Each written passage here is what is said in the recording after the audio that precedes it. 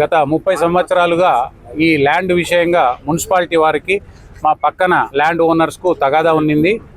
ఆ తగాదాలో మున్సిపాలిటీ వాళ్ళు మా పక్కన ల్యాండ్ వాళ్లకు అనుకూలంగా వాళ్లకు అఫిడవిట్స్, కౌంటర్స్, సర్వే మాకు తెలియకోకుండా, పక్కన వాళ్ళకి తెలియకోకుండా సర్వే చేసి ఇవ్వడంతో ఆ ఆర్డర్స్ని, కోర్టు ఆర్డర్స్ తీసుకొచ్చి ఈరోజు హుటాహుటిన 5వ తేదీ కంటెంప్ట్ ఆఫ్ కోర్టు హైకోర్టులో ఉన్నందున దానిని తప్పించుకోవాలనే ఉద్దేశంతో ఈరోజు అధికారులు హుటాహుటిన వచ్చి స్కూలుకు వాడుకుంటున్న రోడ్డును, 40 ఏళ్ల నుంచి ఉన్న ఒక సిమెంట్ రోడ్డును ఈరోజు తీసివేయడం చాలా బాధాకరం.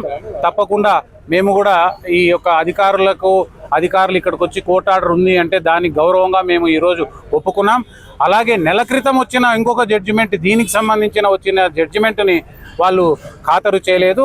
అది మేము తర్వాత పార్ట్ 2 కింద మేము ఖాతరు చేస్తాం, దానికి పార్ట్ 2 కింద చేస్తామంటున్నారు. ఒక సమస్య ఒకటే అయినప్పుడు పార్ట్ 1, పార్ట్ 2, పార్ట్ 3 అని చెప్పి సినిమా ధోరణిలో ఈ రకంగా పార్ట్లు చేయడం సబబు కాదని నేను కమిషనర్ గారికి తెలియజేసుకుంటున్నాను. ఏది ఏమైనా మేము కూడా న్యాయస్థానంలోనే మీరు ఈరోజు చేసిన తొందరపాటు పనులకు మేము తప్పకుండా కోర్టులోనే తేల్చుకుంటామని చెప్పి ఈరోజు అధికారులకు తెలియజేసుకుంటున్నాం.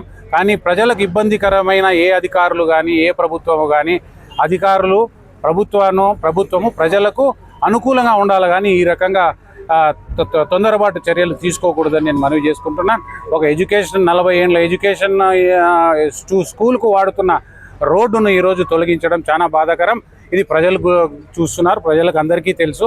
ప్రజలకు సమాధానం ఇవ్వలేరు మీరు, ఎవరికైనా అందరికి చెప్పగానే ప్రజలకు మీరు సమాధానం ఇవ్వలేరు. ప్రజల దృష్టిలో మీరు తప్పు పట్టినట్లు ఖచ్చితంగా ప్రజలు అనుకుంటారని మేము తెలియజేస్తున్నాం.